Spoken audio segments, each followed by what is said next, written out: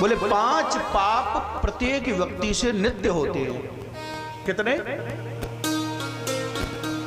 प्रत्येक व्यक्ति के घर में। कहां कहां?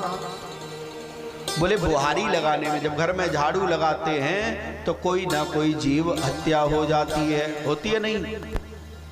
जहां जल रखने का स्थान होता है। अच्छा, पहले तो ईंधन से ही भोजन बनता था, तो ईंधन में कोई ना कोई जीव मर जाता था, तो भोजन बनाने के स्थान पे चाखी चलाते थे पहले घरों में, तो चाखी के साथ में कोई ना कोई जीव हत्या होती थी। और ओखली में धान कूटने में कोई ना कोई जीव। ये 5 प्रकार की जीव हत्या प्रत्येक व्यक्ति के घर में होती है। बुहारी लगाने में, जल रखने के स्थान में, ओखली में, और अन्न भोजन बनाने के स्थान में और जल रखने के स्थान में, ये 5 जगह प्रत्येक जीव हत्या होती है। तो इनके लिए बलवैश्व देव करना चाहिए। बलवैश्व देव क्या होता है? किससे कहते हैं बलवैश्व देव? जब माताएं भोजन बनाती हैं तो पहली रोटी में से 5 ग्रास निकाल के, ये सूक्ष्म विधि है बलवैश्व देव की, 5 ग्रास निकाल के अग्नि में छोड़ देती हैं। प्राणाय स्वाहा, अपानाय स्वाहा, व्यानाय स्वाहा, उदानाय स्वाहा, समानाय स्वाहा, ऐसा। और फिर उस पहली रोटी को गाय को दे देते हैं। किसको? ऐसा होता है नहीं?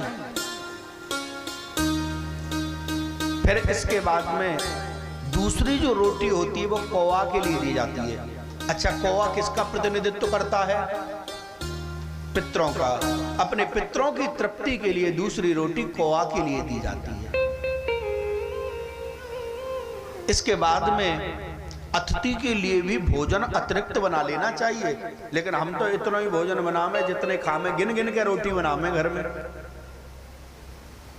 और फिर आटा बच जाता है, फिर रख दिया फ्रिज में, और फिर दोबारा से सुबह से फिर उसी को प्रयोग कर लेते हैं।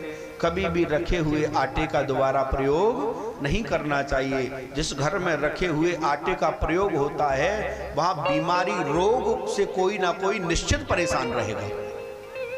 अगर यदि ऐसा कोई करता हो तो वो इस चीज को देख ले, उनके घर में कोई ना कोई बीमार व्यक्ति बना ही रहेगा, और उनके घर में कभी धन स्थिर नहीं होगा। आटे का पिंड, गेहूं के आटे का पिंड, उसको पिंड ही कहा जाएगा, जो अपका है, जिसको पकाया नहीं गया, ऐसा कहीं रखा रहता है रात्रि पर्यंत, तो उसमें भूत प्रेत पिशाच आके अपना ग्रास बना लेते हैं। उसके कारण घर में बीमारी होती है, घर में कलह होती है, और घर में धन स्थिर नहीं रहता।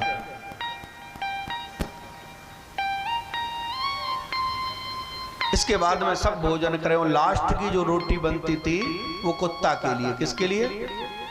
कुत्ते के लिए डाली जाती। लेकिन महाराज अब तो नियम ही बदल गए।